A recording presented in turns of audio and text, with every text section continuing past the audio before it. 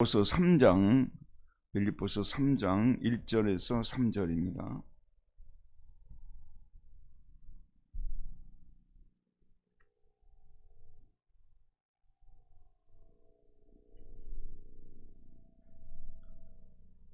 (3장) 1절에서 3절까지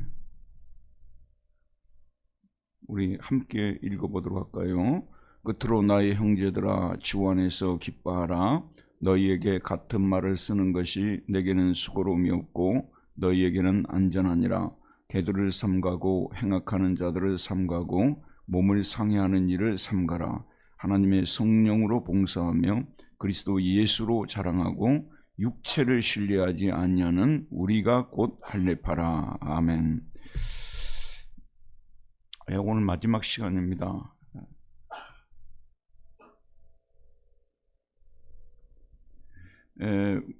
오늘 제목은 바울의 마지막 부탁들인데, 바울의 마지막 부탁들 3장 4장에 나와 있는데, 마지막으로 라고 해서 중요하지 않다는 그런 뜻이 아니라 너무나도 중요한 얘기를 내가 마지막으로 하겠다, 이렇게 지금 말씀하고 계시는 것이거든요. 그것이 뭔지를 한번 보도록 하겠습니다. 첫 번째, 바울은 빌립보 교인들에게 무엇을 강하게 당부합니까? 1절입니다. 무엇을 강하게 당부하는지 1절 한번 보도록 할게요. 끝으로 나의 형제들아, 주 안에서 기뻐하라. 너희에게 같은 말을 쓰는 것이 내게는 수고로움이 없고 너희에게는 안전하니라. 여기 보면 나의 형제들아라고 하는데, 아델포이무, 나의 형제들아.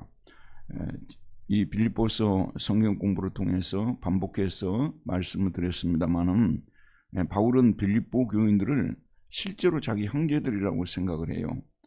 나의 형제들아. 반복해서 말씀드립니다만은 주님 안에서 만난 사람들이 정말 우리에게는 진정한 형제들, 자매들, 이런 생각이 들 수밖에 없다고 계속 제가 말씀을 드리고 있죠. 형제들이라고, 나의 형제들아. 그리고 지금 바울이 권고하는 그 내용 자체는 그렇게 바울이 권고하는 내용 자체는 굉장히 무거운 내용들이고 굉장히 참 이렇게 그들이 실천하기가 어려울 정도로 벅찬 그런 내용들입니다. 그러나 바울이 지금 여기에서 뭐를 얘기하냐면, 그런 모든 내용들을 내가 나의 형제들처럼 여러분을 생각하기 때문에 내가 이런 얘기를 하는 것이라고 말씀하고 있는 것입니다. 자, 뭐라고 얘기를 하냐면, 뭐라고 얘기를 하죠? 주 안에서 기뻐하라. 카이레테 엔 큐리오라고 하는데, 카이레테 기뻐하라, 엔 큐리오, 주 안에서 기뻐하라. 주 안에서 기뻐하라는 뜻이 무슨 뜻인 줄 아시겠습니까, 여러분? 주 안에서 기뻐하라는 뜻이 사실은요, 주님 때문에 기뻐하라, 그런 얘기예요. 주님 때문에 기뻐하라. 주 안에서 기뻐하라는 말이 사실 좀 어려운 말입니다. 주님 때문에 기뻐하라. 주님 안에 있음으로 인해서 기뻐하라. 주님과 관계를 맺고 있는 사실로 인해서 기뻐하라, 그런 뜻이겠죠.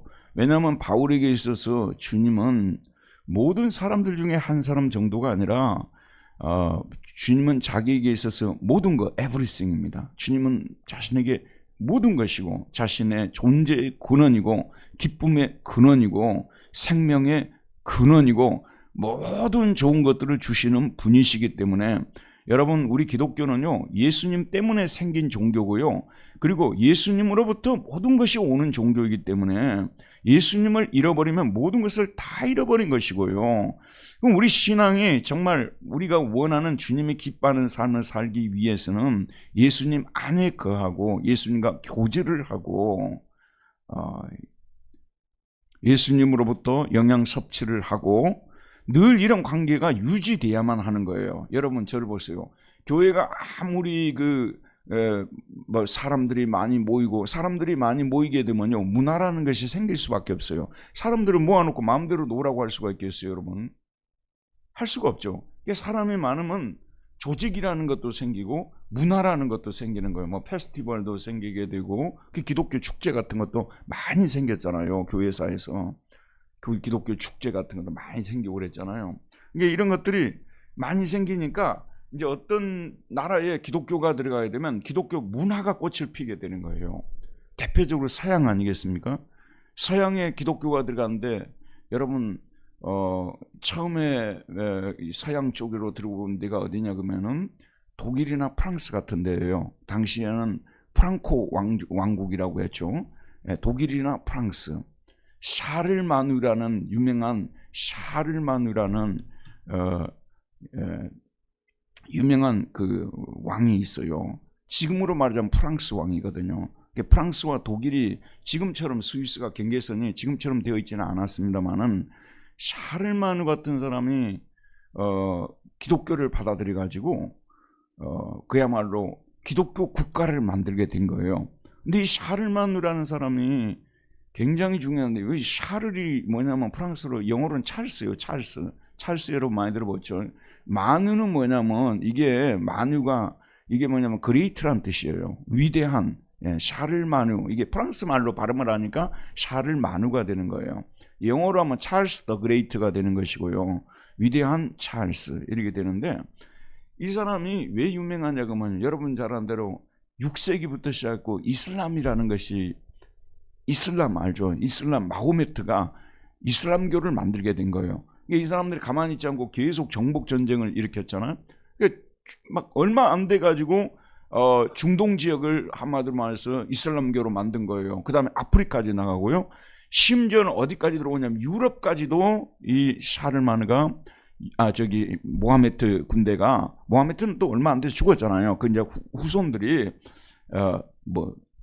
이 사람들이 계속 정복 전쟁을 치러 가지고 유럽까지도 완전히 삼키려는 직전에 유럽까지 삼키는 그 직전에 샤를마누가 나가가지고 이 사람하고 싸워가지고 이 이슬람을 쳐부쉈어요. 그래서 들어오지 못하게 막은 거예요.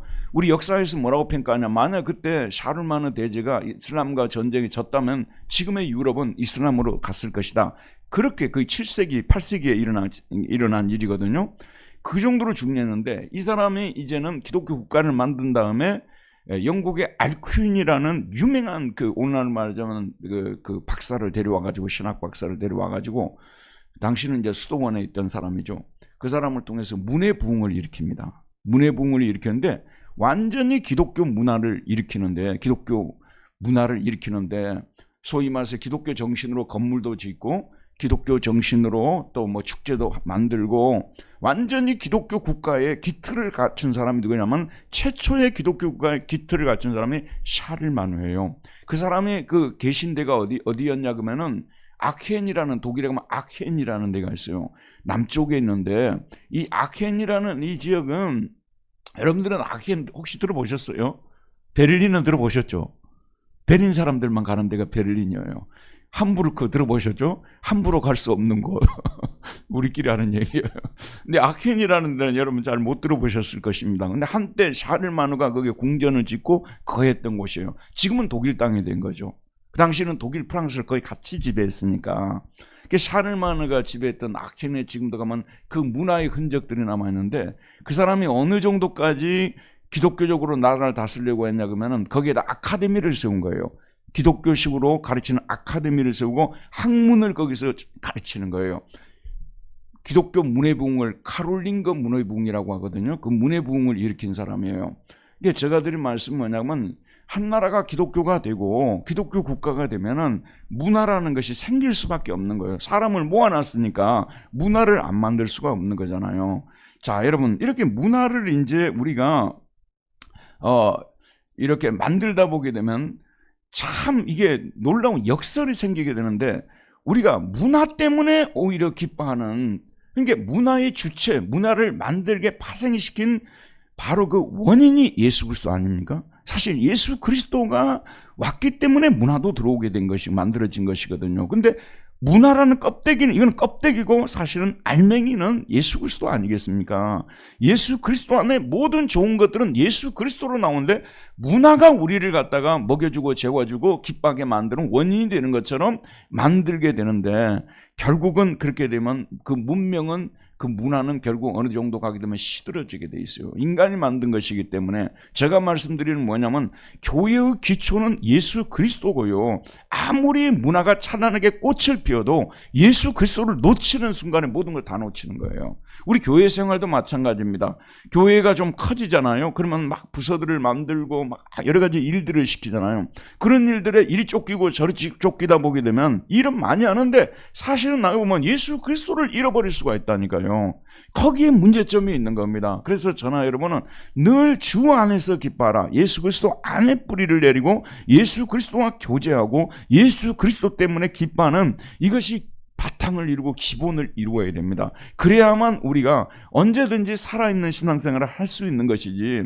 여러분 그래서 교회 큰 데를 다니면요 위험성이 따르고 있어요. 교회 큰 데를 따르게 되면 본질보다 비본질적인 것들이 너무 많이 이렇게 파생을 하기 때문에 다 필요해서 만든 것이지만 그러한 일이라든지 그런 행사라든지 그런 것들로 인해서 예수 그리스도를 잃어버릴 수 있는 가능성이 크다는 것입니다. 그렇기 때문에 저나 여러분이나 예수 그리스도를 날마다 묵상하고 그분 안에 거해야 된다는 것, 그분과 교제, 그분 때문에 산다는 이런 생각을 할 때 우리는 기쁨을 가지는 거. 빌립보 교인들이 마찬가지예요. 빌립보 교인들은요 자기들이 꽃필 문화도 없어요. 이 사람들은요 얼마나 열악한 환경에서 신앙생활을 했습니까? 그럼에도 불구하고 그들은 기뻐해야 될 분명한 이유가 있어요. 왜냐하면 이 멸망당할 이 심판 앞에 놓여있는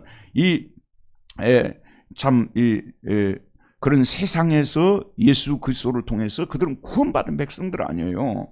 육신은 그들은 힘들고 고달픈 세계에 살아가는 사람들이지만 예수를 믿음을 통해서 그들은 구원받은 사람들이거든요. 그래서 이 사실로 인해서 여러분 그들은 기뻐할 수 있었다고 볼 수 있는 거죠. 바울은 이 점을 깨우쳐서 주님 안에서 기뻐하라고 말하고 있는 것입니다. 여러분 희락에 대해서 다시 한번 지난 시간에도 희락주의에 대해서 기독교 크리스찬 희락주의에 대해서 말씀드렸잖아요. 우리의 기쁨의 근거가 무엇인지를 여러분 좀 생각해 봐야 돼요. 요즘 좀 기뻐할 일이 없다 그런 생각이 들죠. 가끔씩 그런 생각이 들지 않아요?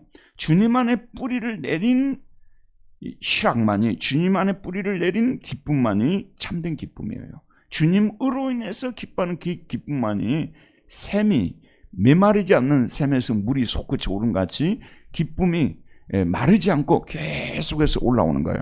그런데 요엘서에 보게 되면 세상 것들 안에 뿌리를 내리고 있을 때 하나님을 떠나게 될 때 기쁨이 메마르다는 말이 요엘서 1장에서 나와요. 12절과 16절에 나옵니다. 기쁨이 메마를 거라는 말이 나오거든요.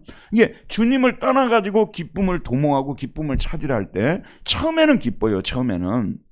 여러분 가끔씩 TV 보면 그 골프 치러 다니시는 분들 보면 부럽죠? 김태환 집사님 안 부러워요? 부럽죠? 부럽죠. 그러나 형편이 안 되기 때문에 이렇게 못 나가고 그러잖아요. 솔직히 가고 싶은 마음, 저도 막 하고 싶은 마음은 있죠. 그러나 여러 가지 형편으로 인해서 가지를 못하는데, 근데 그분들이 우리가 생각을 한마디로 해서 속지는 말아야 된다고 말이에요. 그분들도 스트레스 받고 하다 보니까 그 골프 치고 그러는 건데, 그게 뭐 나쁘다는 그런 뜻이 아니라, 들어보시죠 여러분, 그런 것들이 얼른 우리가 TV라든지 막 이런 화면을 통해서 보면 대단히 기쁜 것 같은데 반드시 그런 것만 아닙니다. 사실은 그분들이 그 누리는 기쁨도요 잠깐이에요. 그 오래 지속이 되냐? 오래 지속이 안 돼요. 사람들이 뭐에 빠져 있잖아요. 그러면 처음에는 되게 기쁘거든요. 근데 어느 정도 시간이 지나고 나면 그것이 지속이 되지를 못해요. 그래서 많은 사람들이 어떤 일을 기쁨으로 하다가 나중에 가면 희락이 마르는 때가 오는 거야. 기쁨이 마르는 때가 와요. 그게 우리 인간의 한계예요. 그 뭐 사람이 나쁘고 좋고 문제가 아니라 인간의 한계라니까요. 인간이 하는 일이 다 그렇습니다. 그게 그렇게 기쁠 수가 없다고 그러잖아요. 어느 정도 하고 나면요. 저도 예전에 한국 와가지고 시골에 막 이렇게 차 타고 돌아다니는 거 되게 좋아했어요. 그 당시 또 우리 최 권사님이 차를 주셔가지고 그 차를 또 독일에서 저는 안 탔거든요. 16년 동안 이렇게 있었는데 차를 안 타가지고 모처럼 차가 들어와서 막 이리저리 다니고 그랬어요. 근데 지금은 돈 주고 가라고 해도 2시간 이상 거리는 안 가고 싶은 것이 현재의 저희 마음이고, 또 우리나라도 아름다운 나라이기는 하지만은 어느 정도 갔다 오면 갈 데도 없어요. 우리나라도 그래요. 모든 나라가 다 그러겠죠. 이게 그런 여행하는 그런 기쁨도요, 어느 정도 가면 사그러들어 버려요. 다 그렇습니다. 우리 인간이 하는 기쁨이. 주님 안에 뿌리를 내린 기쁨만이. 그래도 우리가 힘들고 어려울 때 말씀 안에서 주님을 묵상하고 주님과 교제하고 이럴 때 진정한 기쁨이 회복이 되고요. 요즘 재미도 없고 살맛이 없고 정말 입맛도 떨어지고 너무 막 지치고 피곤하고 막 재미도 없다 그러잖아요. 그런데 놀랍게도 모든 걸 스톱을 시키고 말씀 안에서 주님과 교제를 깊이 해나가면 회복이 되는 거예요. 근데 이건 놀라운 거예요. 그러니까 다른 기쁨이 필요 없다는 얘기 아니라 이 기쁨이 본질적인 것입니다. 이걸 놓치면 안 되는 거예요. 교회의 일도 아까 제가 말씀드렸습니다만은 열심히 일한다는 것 때문에 처음 주님을 믿을 때 그런 기쁨을 잃어버리면 안 되는 거예요. 사실 그런 경우들이 우리에게도 충분히 발생할 수 있다는 것입니다. 자, 그 다음에 2번을 한번 보도록 하겠습니다. 2번 읽읍시다. 시작. 그는 이런 당부가 자기에게는 수고로움이었고 또 그들에게는 어떤 유익을 줄 수 있기 때문이라고 말합니까? 1절 한번 봅시다. 끝으로 나 형제들아 주 안에서 기뻐하라. 너희에게 같은 말을 쓰는 것이 내게는 수고로움이 없고 너희에게는 안전하니라. 자꾸 성도들을 예수 그리스도와 이렇게 관계를 맺도록 자꾸 말해줘야 돼요. 사랑하는 부모님이 자녀에게 아이들을 키울 때 보면 부모가 반복적으로 말을 하잖아요. 어떤 일이 중요하다고 생각할 때 너 갔다 오면 손을 씻어야 된다. 집에 들어오면 손을 씻어야 된다. 이런 거 있잖아요. 또 뭐 중요하게 부탁하는 것들이 몇 가지가 있어요. 다 합쳐보면 10가지도 안 될 거예요. 근데 그걸 부모는 계속 얘기를 하는데 그게 부모에게 수고스러워요, 수고스럽지 않아요. 아무리 부탁을 해도 이건 수고스럽어요. 왜냐하면 그걸 해야 그 애가 어떻게 되니까요? 안전하니까. 그의 안전을 위해서는 내가 아무리 말해도 수고로움이 없는 거예요. 바울이 뭘 자꾸 부탁하냐면 빌립보서에서요, 주 안에서 기뻐하라는 걸 자꾸만 부탁을 하는 거예요. 주님을 떠나면 우리는 아무것도 아니다. 주님과의 그런 관계 속에서 누리는 기쁨을 누리지 못한다면 우리 신앙이라는 것은 아무것도 아니다. 허무하게 끝날 수밖에 없다. 그러니까 여러분 항상 예수님을 기억하고 그분과 교제를 하십시오. 이것을 계속해서 이야기하는 거예요. 자기는 그렇게 이야기해도 수고스럽지 않다는 거예요. 그리고 그렇게 할 때 빌립보 교인들이 안전하다는 말입니다. 목회자도 가끔 가다가 그런 유혹을 받아요. 이 성경이 66권이잖아요. 그러니까 전할 내용이 많겠죠. 그러더라도 목회자의 중심 메시지는 항상 예수 그리스도가 되어야만 해요. 왜냐하면 하나님의 모든 사실 성경이 기록된 목적도 예수 그리스도가 누군지를 알고 그들이 예수를 믿어서 구원을 받도록 하기 위함이라는 이게 아니겠습니까? 그리고 또 우리가 구원받은 이후에도 예수 그리스도와 교제를 갖고 살아야만이 생명이 풍성하고 기쁨이 풍성하고 평화로운 삶을 영위할 수 있기 때문에 아무리 강조해도 지나치지 않는 것이 예수 그리스도의 안에 거하라는 거예요. 그래서 지금 바울이 이런 수고를 감수하면서도 내가 전혀 수고롭지 않다. 너희에게는 안전하기 때문이다 라고 말하고 있는 것입니다. 자, 그 다음에요 3번을 한번 보도록 하겠습니다. 3번 바울은 빌립보 교인들에게 어떤 사람들을 삼가라고 말합니까? 2절 자 한번 읽읍시다. 시작. 개들을 삼가고 행악하는 자들을 삼가고 몸을 상해하는 일을 삼가라. 자, 여러분 바울이 뭘 삼가라고 했어요? 첫 번째요? 예? 그러니까 빌립보 교인들한테 요즘에 그 빌립보의 상황을 들어보니까 개들이 너무 거칠게 돌아다니니까 삼가하지 않고 자세히 안 보면 물릴 수 있으니까 삼가라 그런 뜻이겠어요? 전혀 아니겠죠. 그리고 개들을 키우는 분들이 얼마나 많아요. 예전에도 많았고 지금도 많고 그러잖아요. 개들을 삼가라는 그런 뜻이 아니겠죠. 여기서는 영적으로 지금 이 말을 하는 거 아니겠습니까? 이 어떤 사람들이냐 그러면은 진리를 따르는 사람들을 비방하고 깎아내리는 사람들을 말하는 거예요. 진리를 따르는 사람들을 비방하고 그들을 향하여 짖고 개가 짖듯이 짖고 깎아내리는 사람들, 이 사람들이 바울이 볼 때는 개들인데 여기에 구체적으로 누구를 말하냐면요, 유대인들을 말하는 거예요. 유대인들. 이 사람들은 지금 빌립보에 거주하고 있는 그런 사람들을 볼 수도 있고 잠깐 동안 와서 빌립보 교인들에게 영향을 미친 그러한 사람들을 말하는데, 이분들이 와가지고, 자, 여러분 저를 보시기 바랍니다. 우리 기독교는 구원의 종교입니다. 우리 기독교는 한마디로 규정하면 구속 종교예요. 구원의 종교입니다. 어떻게 인간이 구원을 받을 수 있느냐, 이것을 사실은 가르치는 종교가 기독교거든요.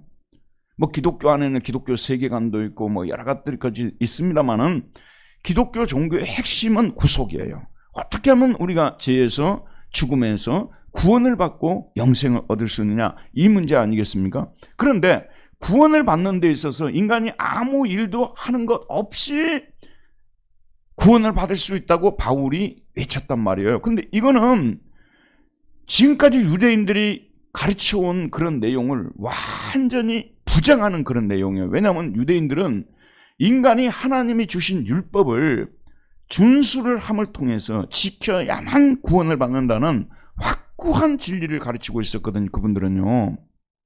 근데 바울은 정말 유대교로에서 유대인 부모에게 태어나가지고 그 율법을 어릴 때부터 열심히 지켜보려고 했는데, 보세요 여러분, 항상 자기 안에서 고민이 있었어요. 그 고민이 뭐냐 그러면은, 율법 자체는 참으로 좋은 건데 내 지금 태생으로서는, 내 본성으로서는 지키는 것이, 이것이 한계가 있다는 거예요. 내가 온전히 못 지켰다는 사실로 인해서 항상 고민하고 그 고민을 숨기고 살았어요. 남한테 털어놓지는 않았어요. 여러분도 지금 교회에 나와서 말씀 듣고 이럴 때는 남에게 비춰주는 얼굴이잖아요. 여러분들이 집에 돌아가서 살아가는 그 모습은 여러분만이 알잖아요. 근데 항상 교회에서 배운 말씀과 내 삶이 일치하지 않는다는 것을 다른 사람 몰라도 나는 알고 있고, 그것을 숨기고 있는 경우들이 많잖아요. 그렇죠 여러분? 이런 경우들이 많아요. 근데 이제 어느 날 다마스커스 도상에서 예수님을 만나고 보니까 자기가 지금까지 율법을 너무나 잘못 이해하고 있더라는 거예요. 율법이 잘못된 것은 아니었다는 거예요. 그러나 율법을 잘못된 용도로 사용하고 있더라는 거예요. 그 잘못된 용도는, 원래 율법은 죄를 비춰주는 거울로서 들어온 거잖아요. 죄를 씻어주는 역할을 못하는 거 처음부터요. 비춰주는 역할을 하는 거 아니겠습니까? 맞죠? 비춰주는 역할을 하는 거예요. 죄가 무엇인지를 생각나게 하는, 지적해주는 기능을 하는 건데, 그걸 구원의 도구로 이해를 하고 그걸 지켜야만 구원을 받는다고 생각한 거예요. 그런데 예수님을 만나고 나니까 구원을 받는 것은 하나님의 아들 예수 그리스도를 믿음으로 구원을 받는 것이고, 왜 예수를 믿으면 구원을 받냐 그러면요, 예수님이 나 대신, 하나님의 아들인 예수님이 나 대신 내가 지켜야 될 그 율법을 대신 다 지켜주셨기 때문 아니겠어요? 그래서 나는 실제로 율법을 지키지 못했지만 예수님이 내 대신 율법을 지켜주셨기 때문에, 또 내가 진 죄짐을 짊어지시고 십자가에 피 흘려 주심으로 나의 죄를 청산해 주셨기 때문에 내가 그분을 믿음으로 구원을 받는다는, 이것이 바울에게 깨달아진 것이에요. 그러나 동료 유대인들은 바울과 같은 그런 체험이 없었기 때문에 여전히 자기를 속이고 사는 사람들이죠. 여전히 지키지도 못하면서 지킬 수 있다고 계속 얘기를 하고 있으니까 여전히 자기를 속이고 있는 사람들이죠. 그래서 바울이 가가지고 너희들이 지금까지 지켜왔던 조상들의 유전을 통해서 율법을 지킴으로 구원을 받지 못한다. 그것은 우리에게 비춰주는 거울이다. 필요 없다는 얘기가 아니다. 그건 거울이다. 우리는 예수를 믿음으로만 구원을 받는다는데, 예수를 믿음으로 구원받는다는 이 말로 인해서 너무나 바울을 미워해가지고 바울이 가는 곳곳마다 이 유대인들이 와가지고 바울 옆에서 짖는 거예요. 그래서 이 사람들을 개라고 말하는 거예요. 가는 곳곳마다 바울이 전하는 이 복음을 전파하지 못하도록, 사람들이 듣지 못하도록 막 소리를 내고 이러는 것입니다. 이 사람들을 가리켜서 오늘 말씀 보면 개들이라고 말하고 있는 거예요. 이 사람들을 삼가라고 말하고 있는데, 자, 잠깐 저를 보시기 바랍니다. 가끔씩 유튜브 같은 걸 보게 되면 우리나라에서 사람들의 입에 부정적으로 오르내리는 분들이 있잖아요. 이런 분들을 보게 되면 어떤 때는 그들의 입을 보면 진짜 참 거칠고 진짜 참 그 욕을 막 이렇게 머금고 살고, 그런 분들을 바라보게 되면 이 바울의 이 말씀이 떠오르더라고요. 야, 도대체 무엇을 위해서 저렇게 거품을 풀고 이야기를 하느냐? 무엇을 위해서라는 거예요? 무엇을 위해서 저렇게 거품을 풀고 저렇게 할까? 정말 주 예수를 믿지 못한다는 것을 믿지 못하게 한다는 것 때문에 주 예수 때문에 저들이 거품을 이게 왜 물고 저렇게 말을 하고 있는가. 진짜 저는요, 왜 얼마나 우리 교인들이요 순진한지, 얼마나 무지한지, 그냥 그걸 보면 금방 아는데도 그걸 모르고 그런 사람들을 추종을 하고. 여러분, 그런 사람들이 헌금을 얼마씩 하는 줄 아십니까? 그 사람들은요, 지난번도 무슨 당을 하나 만들었다고, 뭐 기독교 무슨 당을 하나 만들었을 때요, 후원금이 그냥 몇 시간 만에 몇십억씩 들어와 버리는 거예요. 그런 것들이 우리 한국교회 현주소란 말 아니겠습니까? 그런데 그 사람들을 강하게 추종하는 사람들이 한국교회 이름이 난 그러한 큰 교회 분들이 꽤 있다는 얘기를 제가 들었는데, 여러분 안타깝죠. 그걸 못 알아볼까요, 여러분? 어떻게 사람들이 교회를 다녔길래 그걸 못 알아보냐고 말이에요. 저 사람이 예수 그리스도를 높이는 사람인가, 자기를 높이는 사람인가, 자기 아들을 가르쳐서 사람들 앞에 세워놓고 독생자라고, 한 명밖에 없으니까 독생자란 말을 썼단 말이에요. 아들이 한 명이니까 독생자란 말이 맞긴 맞죠. 그런데 그 말을 쓰는 저 같은 사람 다 보이거든요. 그런데 거기에 있는 청중만 모르고 있다 그 말이에요. 이런 사람들이 지금 바울이 말하는 개들을 삼가라는 얘기 아니겠어요? 근데 우리 한국에 이런 분들을 추종하고 이런 분들이 대단한 크리스찬인 것처럼 생각하고 따라다니는 분들이 있다는 것을 생각하면요, 통탄할 일이고, 한국 교회는요, 세계 교회에 별로 자랑할 것이 없어요. 예전에는 자랑할 것이 참 많았는데 지금은요, 참으로 너무나도 안타까운 모습들. 여러분, 저를 보세요. 우리는 어느 순간에요, 말하자면 건전한 비판의 감각까지도 상실해 버렸어요. 잘못된 것은 잘못됐다 할 수 있는 건전한 비판은 살아있어야 되거든요. 근데 그것까지도 상실해 버린 거예요. 한번 생각해 보세요. 제가 늘 하는 얘기지만, 여러분은 그것을 믿든지 안 믿든지 100명만 넘어도 자기 자식들한테 교회를 물려주는 것이 현실이거든요. 근데 그것을 그 교인들은 그래도 그대로 다니고 있는 거예요. 그러니까 이런 비판도 못하게 되면 이게 진짜 제대로 된 목회자예요. 또 우리 제대로 된 성도입니까, 여러분? 그게 어떻게 그런 발상이 나올 수 있냐 그 말이에요. 어떻게 그런 발상이 나올 수 있습니까? 그게 자기 것도 아닌데 주님의 교회인데 두렵고 떨림으로 그렇게 하고 싶어도 그런 마음은 들겠죠. 자기 아들이 불쌍하니까.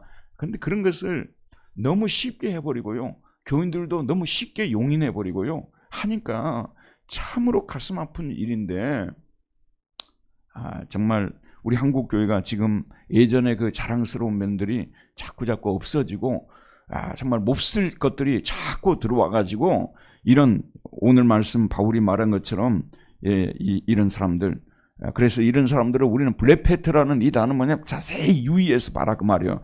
저같이 자세히 유의해서 봐야 그 사람들이 보여요. 그냥 대충 보면 안 보이는 거예요. 자세히 유의해서 봐야 되는 것입니다. 자, 그 다음에 두 번째, 어떤 사람들을 상가라고 말하고 있습니까? 행악하는 자들은 뭐냐 그러면, 이 사람들은 일을 하는, 영어로 워커스들이에요. 일을 하긴 해요. 근데 뭐냐 그러면 악한 동기를 가지고 일을 하는 사람들이에요. 악한 동기를 가지고 일을 하는 사람들이죠. 이 사람들을 행악하는 사람들이라고 말하는 거예요. 동기 자체가 악한 동기를 가지고, 잘못된 동기를 가지고 자기 영광과 자기 나라를 구축하기 위한 그런 동기를 가지고 일을 하는 사람들이라는 말씀이에요. 이게 이런 사람들이, 우리 한국 교회는 두 얼굴을 가진 교회 아니겠습니까? 모이기도 세계에서 가장 열심히 모이고, 열심에 있어서는 전 세계에서 1위를 달리고 있는 그런 교회 아니겠습니까? 그러나 많은 일하는 사람들 중에서 악한 동기, 자기 영광과 자기 이익을 위해서 일하는 사람들. 예를 들어서 아까 제가 말한 그런 사람들 있잖아요. 그런 유튜브를 들어보면 왜 그렇게 돈 얘기를 많이 하냐 그 말이에요. 그렇게 돈을 자꾸 뭘 팔면 돈을 번다 그러고, 뭘 팔면 우리 모두가 몇십억을 모은다 그러고, 그것을 뭐하러 그 설교하는데 그런 얘기를 하냐 그 말이에요. 그 자체가 악한 목적으로 돈을 위해서 사실은 일하고 있다는 것을 증명하는 거 아니겠습니까, 여러분? 이런 악한 그 사역자들은요, 하나님의 심판을 면하지 못할 것입니다. 그거는 얼마나 준엄한 심판이 떨어질지 자기 자신도 모르니까 지금 이렇게 하고 있는 거 아니겠습니까? 그래서 이 사람들은 주님을 위해서가 아니라 자기를 위해서 일하는 이러한 사람들, 이단 교주들, 일부 타락한 목사들, 그 사람들을 얘기를 하는 거죠. 이 사람들을 삼가해야 된다. 삼가라는 것은 자세히 주의해서 봐야 된다는, 그리고 피하라는 거예요. 이 사람들 옆에도 가지 말아야 되겠다. 삼가 주의해서 봐야 되는 거예요. 여러분, 부모님들이 자녀들이 학교를 다니잖아요. 그러면 요즘 와서 누구하고 반에서 좀 친하게 지낸다더라. 그러면 어떻습니까, 집사님? 그냥 무조건 친하게 지내. 그럽니까? 어떻습니까? 그 애가 누구냐고 물어보죠. 그 애가 보통 학습 태도는 어떠냐고, 선생님들은 어떻게 대하고, 친구들은 어떻게 대하고, 자세히 물어보는 거예요. 그래서 얘는 자기가 빠져 있으니까 판단을 못 하니까 부모가 그걸 다 듣고, 얘야, 내가 참 그 애를 좋아하는 거, 그런 마음이 생겼다는 걸 내가 부정할 수 없지만, 내가 너 얘기를 여러 가지로 이렇게 들어보니까 사실 얘는 좀 너가 좀 가까이 하지 말아야 될 애인 것 같다. 그거 아니었어요? 그걸 바로 삼가한다는 그런 뜻 아니겠습니까? 자세히 유의해서 보고 아니면 피하라는 얘기 아니에요. 그게 삼가라는 얘기인데, 영적인 세계에서 이것이 굉장히 필요한데, 여러분, 많은 이단 종파들에 빠진 분들을 보게 되면요, 다들 왜 빠지냐고 하면 순진해서 빠지는 분들이 의외로 많아요. 그분들이 원래 악한 사람들이어서 빠지는 것이 아니라 삼가에서 주위에서 볼 줄을 몰라서 빠진 거예요. 그 사람들이 하나님 믿는다고 하면서 자기 가정을 팽개치고 다닌다고 말이에요. 그러면 그것은 벌써 하나님이 세우신 질서, 가정을 세우는 것이 하나님의 질서 아니에요. 그것을 벌써 무너뜨리고 있기 때문에 잘못됐다는 것이 우리에게 일단 보이지 않습니까? 그 사람들이 이웃과의 그런 관계에서 돈을 떼먹고 다닌다고 말이에요. 그럼 그것도 역시 이 사람이 뭔가 잘못됐다는 것이 보이잖아요. 목사님이 설교할 때마다 돈 얘기를 한단 말이에요. 그럼 그건 잘못됐다는 이미 보이지 않아요. 이렇게 삼가해서 피해야 되는데, 근데 우리가 이 순진한 사람들이요, 다 그런 분들의 특징이 뭐냐면요, 여러분 들어보세요. 너무나도 재밌는 말을 사탄이 그들에게 심어주는 거예요. 하나님은 사랑이시고, 그리고 약점이 없는 사람이 누가 있냐고 다 이렇게 들어와요. 다 연약하고 약점이 있는 건데, 그분이 그에게 약점이 될 수 있는 건데, 그렇다고 해서 그 사람이 전체적으로 잘못됐다고 부정할 수 있느냐? 그래서 그분들이 빠져버리는 거예요. 세상을 살다 보면 여기 앉아 계신 분 중에 60이 넘으신 분들도 계실 겁니다만은, 젊었을 때는요, 이 사람 저 사람 다 만나고 다녀요. 근데 나이가 들면은요, 만날 사람, 만나지 말아야 될 사람을 어쩔 수 없이 분류할 수밖에 없어요. 왜냐하면 시간도 없고, 나에게 어떤 사람을 만나가지고 너무 정신적으로 나에게 큰 피해를 주고 있단 말이에요. 그럼 그 사람은 굳이 만나가지고 그 스트레스 받을 필요가 있는 거냐 그 말이에요, 우리 나이에서는. 그러니까 딱 분류를 해서 안 만나는 거예요. 그리고 A라는 사람을 만나면 그 사람은 나에게 여러 가지 면에서 유익을 줄 수 있다는 나름대로 판단을 하기 때문에 그 사람을 만나는 거 아니겠습니까? 그렇죠, 여러분? 그런 거예요. 어쨌든 여기서 악한 행위를 하는 사람들을 삼가해야 된다는 거. 그다음에 세 번째 뭡니까? 몸을 상해하는 일을 삼가해야 된다. 육체를 베는 이 카타토멘이라는 이 말은 뭐냐면, 한자로는 할례입니다. 할례를 행하는 사람들이에요. 이게 지금 현재는 구체적으로 할례를 자랑하는 유대인들을 말하는 건데, 할례가 무슨 뜻이에요? 할례가 무슨 뜻입니까? 난지 8일 만에 자르는, 육체의 표피를 자르는 거잖아요. 자른다는 거예요. 육체를 베는 거 아니에요. 칼로 베는 거 아닙니까? 이게 베는 사람들인데, 들어보세요, 여러분. 놀랍게도 유대인들은 자기들이 할례 받은 자들임을 그렇게 많이 자랑했어요. 우리는 배웠는데 너희들은 안 배웠다는 거 아니겠어요? 근데 여러분, 교회의 역사 속에서요, 이렇게 뱄다는 것을, 육체에 뭔가 자기가 상해를 했다는 거 있잖아요. 육체에 상해를 입혔다는 것을 자랑하고 다니는 사람들이 있었어요. 그리고 그런 사람들을 알아주고 높여주는 그런 풍토가 있었어요. 그 사람들을 뭐라고 부르냐면 금욕주의자들이라고 하잖아요. 금욕주의자들은 뭐냐면 자기 몸을 굶어가지고 아주 마르게 만들어버리는 거예요. 알겠죠?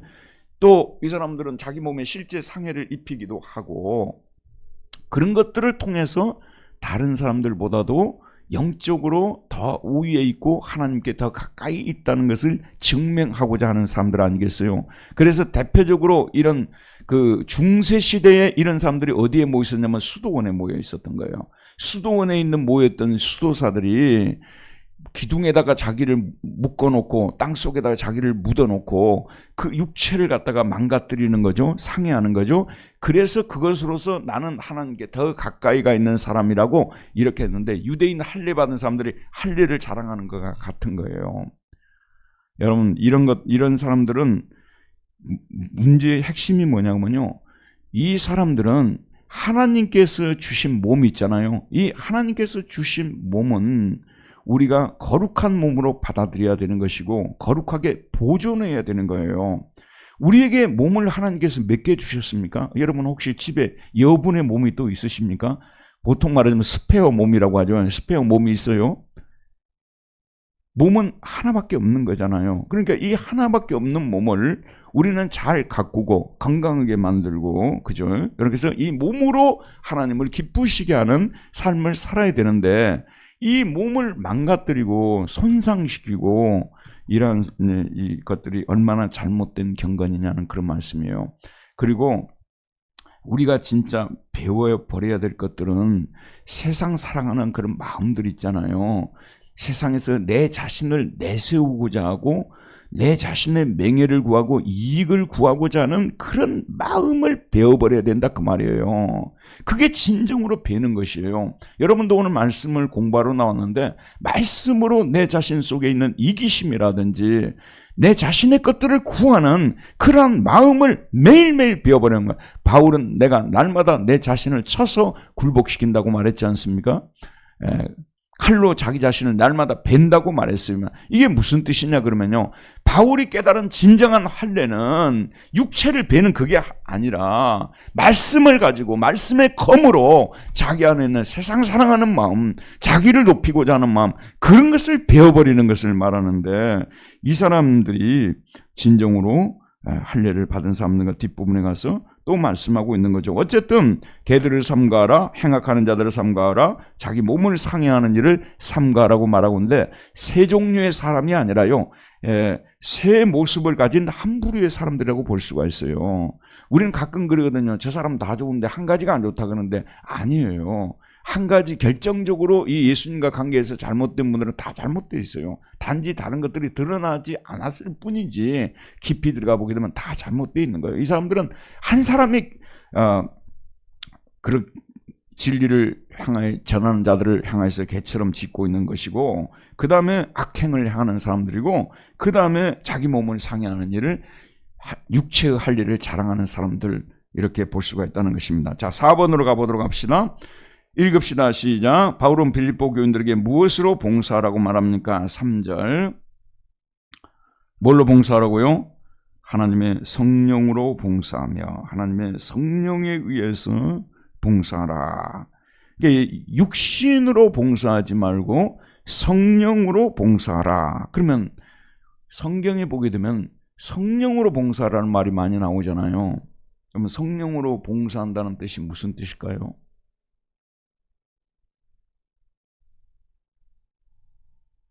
자, 잠깐 저를 한번 보시기 바랍니다. 오늘 빨리 끝납니다. 잠깐 저를 보세요.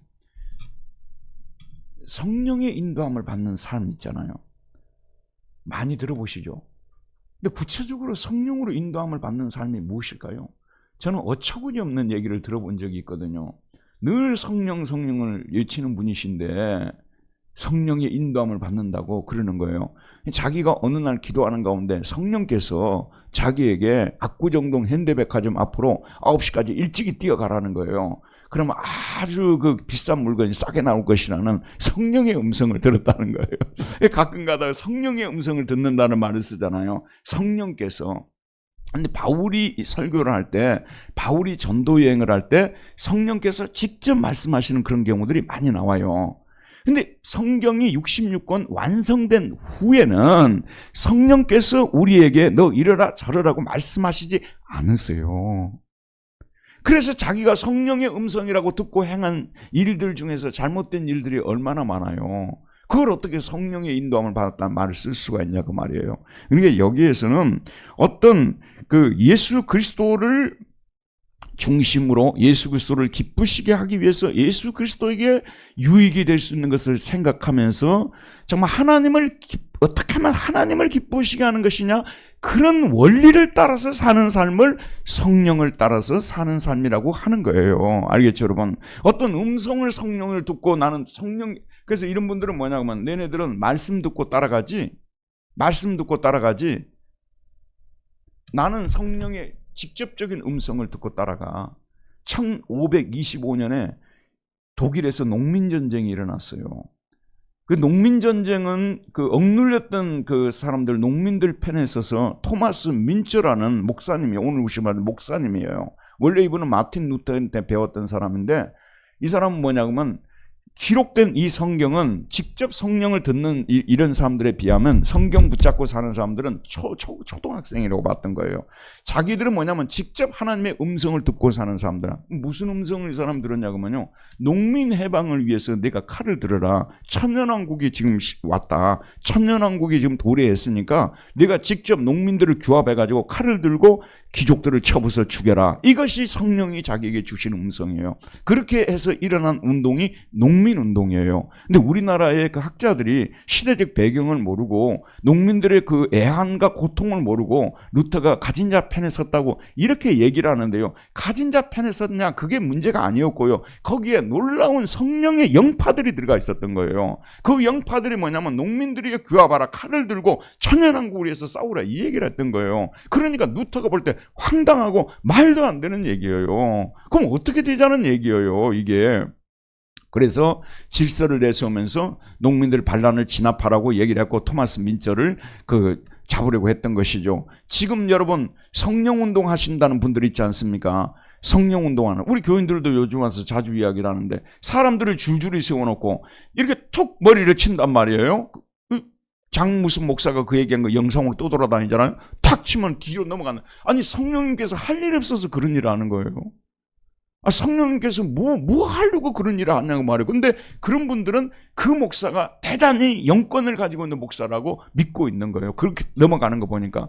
그래서 나는 내가 아는 목사님은 거기 가가지고 줄줄이 서 있는데 탁 치길래 뒤를 딱 받치고 절대 안 넘어갔다고 그러잖아요. 근데 그런 사람 또 들었어요. 그뿐만 아니라 황당한 말도 안 돼. 그런 데를 성령님에게 거기다 갖다 붙인다 그 말이에요.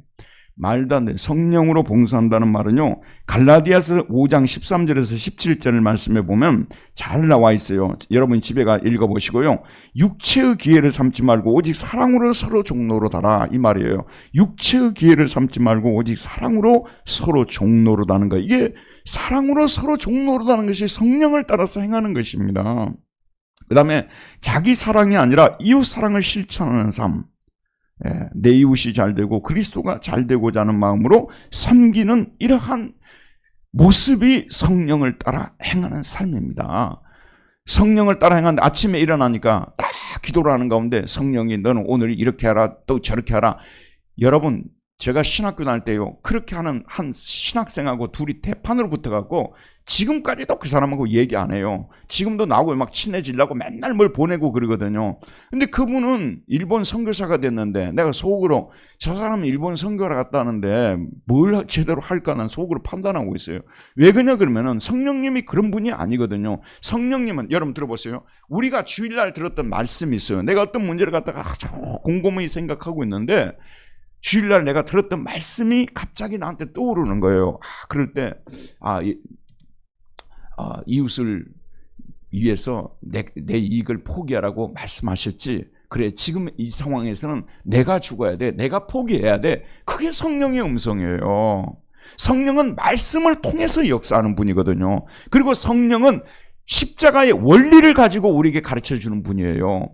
어떤 상황에서도 성령의 음성을 어떻게 분별하냐면, 이 상황에서 누가 손해봐야 될 것이냐, 내가 손해봐야 된다는 것이 성령의 음성이에요. 그리고 나보다도 이웃을 먼저 챙겨주라는 것이 성령의 음성이에요. 성령의 음성은 정해진 거나 다름이 없어요, 여러분. 우리가 그것을 행하도록 성령의 도움을 받는 거예요. 왜냐하면 우리 육신이 자꾸 그걸 안 따르고 싶고 거부하고 싶으니까 성령이 뭐라냐면 그 말씀에 네가 순종해라, 네가 십자가 지고 가라, 그래서 우리 기도 생활이 필요한 거예요. 기도하다 보게 되면은 내가 할 수 없다고 생각하는데 하나님 힘을 주세요. 그렇게 할 수 있는. 그러면 우리가 힘을 줘서 이웃을 섬기고 이웃을 위해서 내 자신을 베어버리고 가는, 이것이 성령의 음성을 듣는 건데, 일부의 교파들은요 성령의 음성을 듣는다, 심지어는 이러고 있어요. 어떤 교수회에 갔는데, 제가 가끔씩 얘기를 하는데 실제 있었던 일인데, 어떤 교수님이 성령을 많이 강조하는 분인데 교수회의를 하고 있는데 이렇게 이러고 있다. 성령을 마신다고 말하고 있는 거예요. 이런 어처구니 없는 일들이 성령 운동을 하는 분들한테 일어나는 거예요. 성령은 왜 오셨습니까, 여러분? 예수 그리스도를 증거하기 위해서 오신 분이요. 그분이 누구신지를 알려주기 위해서고, 그분이 하셨던, 살아가시던 그 삶을 나로 하여금 잊어버리지 말고 떠올리게 하면서 본받으라고 하고 너도 그 길을 가라고 하는, 이것이 성령님이 이 땅에 오신 목적인 것입니다. 그러니까 날마다 성령을 생각하면 예수님을 함께 생각해야 돼요. 성령 충만, 예수 충만, 예수 충만, 성령 충만, 함께 같이 가져야 이것이 올바르고 건전한 성령 운동인데, 우리나라의 일부 목사님들이 한국 교회를 많이 버려놨어요.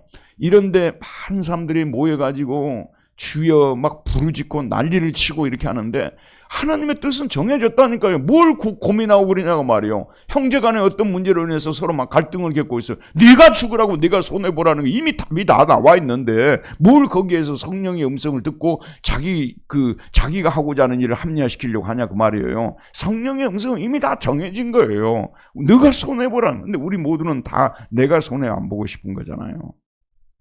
자, 여기서 그래서 이 어떤 사람들을 상가라고 말하고 있죠. 무엇으로? 성령으로 봉사하며, 그 다음 뭐라고 했어요? 그리스도 예수로 자랑하고. 네 자랑을 하지 말고 그리스도 예수를 자랑하고, 내가 그리스도 예수 안에 있고 그를 통해서 내가 구원받고 천국 자녀가 되었고 영생을 얻게 된 이것을 자랑하고, 이를 위해서 예수님이 십자가에 못 박혀 돌아가셨다는 그것을 자랑하고, 그 다음 또 뭐라고 했습니까? 육체를 신뢰하지 아니하는 우리가 곧 할례자니라 그랬죠. 육체를 신뢰한다는 건, 유대인들이 뭘 신뢰했어요? 가는 곳곳마다 자기들이 뭘 보여줬어요? 할례 받은 거 보여준 거 아니에요. 그 육체를 신뢰하는 거예요. 예를 들어서 육체를 신뢰하는 것은 뭐냐면요, 내가 이름 있는 랍비한테 내가 랍비 학교를 다녔다는 거. 그 당시는 힐렐 학파는 샴마이 학파라는 거 있어요. 학파라는 거 뭐냐면 스쿨 아니에요? 거기 학교를 나왔다는 얘기거든요. 자기는 유대인들이지만 또 다르다는 거예요. 나는 힐렐 선생님 밑에서 배우고 샴마이 선생님 밑에서 배웠고, 오늘 우리 식으로 말하자면 합동 측에서 배우고 통합 측에서 배우고 정통 중에 정통에서 배웠고, 이런 게 다 육체를 신뢰하는 거예요. 이런 것들이 필요 없는 것은 아니지만 자랑해서는 안 돼요. 예수 그리스도를 배우기 위해서 우리가 그 학교를 다녔던 거지, 그것을 자랑하면 안 된다는 말씀입니다. 우리 육체에게서는요, 신뢰할 만한 것들이 있다 하더라도 그런 것들을 내세우지 않는 것들, 이것이, 그리고 가능한 예수 그리스도를 내세우고 자랑하려고 하는 이런 사람들이 바로 어떤 사람들이냐? 어떤 사람들하고요? 우리가 곧 할례파니라. 여러분, 로마서 2장에 보면 할례는 육체를 찢는 것이, 찢어내는 것이 할례가 아니라, 할례는 마음의 할지니, 표면적 유대인이 유대인이 아니고 이면적 유대인이 유대인이, 할례는 육체하는 것이 아니라 마음의 할진이라고 말하고 있지 않습니까? 우리 마음을 항상 잘라내는 거예요. 세상을 사랑하고 자기를 사랑하고 자기를 신뢰하고자 하는 그 마음을 늘 잘라내는 겁니다. 고난이 왜 올까요? 우리 그리스도인들에게 때로는 원하지 않는 고난이 찾아오죠. 왜 찾아올까요? 우리가 우리 자신도 모르게요, 우리 육체를 신뢰하고 있어요. 내가 가진 것들을 의지하고 있고요, 그걸로 인해서 나는 부자라고 생각하고요, 나는 신앙생활 잘하고 있다고 생각하는 착각에 빠질 때, 그것을 일깨우기 위해서, 너에게는 자랑할 것이 아무것도 없다는 것을 일깨워주기 위해서 하나님께서 고난을 보내는 것입니다. 힘들고 어려우면요, 야, 내가 정말 나를 잘못 판단하고 있었구나, 내가 붙드는 것들, 내가 의지하는 사람들, 이것이 나에게는 아무것도 아니구나, 내가 붙잡아야 될 분은 예수밖에 없구나, 내가 가진 재산은 성경 말씀, 이것이 나의 진정한 재산이구나, 이렇게 올바로 판단하게 하기 위해서요, 자기가 가지고 있는 일들, 자기가 하는 일들 속에 시련과 역경을 허락하시는 것입니다. 누가 진정한 할례파냐? 육체를 잘라내는 이 사람들이 할례파가 아니라, 오늘 말씀 하나님의 성령으로 봉사하며 그리스도 예수로 자랑하고 육체를 신뢰하지 않은 우리가 진정한 할례파라고 말하고 있는 것입니다. 오늘날 교회 안에서 여러분 저를 한번 보세요. 다 끝났어요. 내가 신앙생활을 얼마나 잘한 줄 아나? 나는 뭐 제자 훈련을 받은 사람이고, 나는 우리 가정은 5대째 예수 믿는 사람이고, 다 그런 것들은 육체를 신뢰하는 것들이에요. 아무런 도움이 안 되고요. 심지어는 옆에 사람들에게 상처만 주는 거예요. 마음 아픈 일만 하는 거예요. 우리는 날마다 주님의 죽음을 생각하고, 내가 구원받은 자로서 어떻게 하면 주님을 좀 더 기쁘시게 할 수 있을까? 그 생각하고, 자랑할 것이 있으면 다 이것이 예수님 때문이라고 생각하고 예수님을 높이고, 이렇게 살아가는 이런 사람들이 하나님 보실 때 기뻐하는 사람들이고, 진정으로 할례받은 사람들이요. 진정으로 할례받은 사람이고, 이 사람들을 너희들 빌립보 교인들은 다 이런 사람들이 되라고 말씀하고 계시니까 저와 여러분도 이런 사람들이 되도록 애쓰기를 바랍니다. 은혜로우신 하나님, 오늘도 생명의 말씀을 통해서 빌립보 교회에 부정적인 영향을 미치는 사람들이 예수 그리스도보다도 자기 자신들의 존재를 부각시키고 자기 명예와 이익을 구하는 사람들이었고, 진리를 대적하는 사람들이고, 예수님 십자가를 높이기보다는 자기 자신들의 공적을 높이는 이러한 어리석은 사람들이었으면 오늘 우리에게 깨우쳐 주셨습니다. 늘 우리가 주의 깊게 이런 사람들을 바라볼 수 있게 해주시고, 그러한 사람들의 모습을 본받지 말게 해주시고, 날마다 우리 눈에는 예수 그리스도의 십자가가 보이게 해주시고, 날 위해서 십자가 지신 주님을 위해서 내가 어떻게 살아가야 될지 생각하며 살아가는 우리 모두가 되게 하여 주옵소서. 예수님 이름으로 기도하였습니다. 아멘. 하나님께 영광의 박수 올려드립시다. 감사합니다.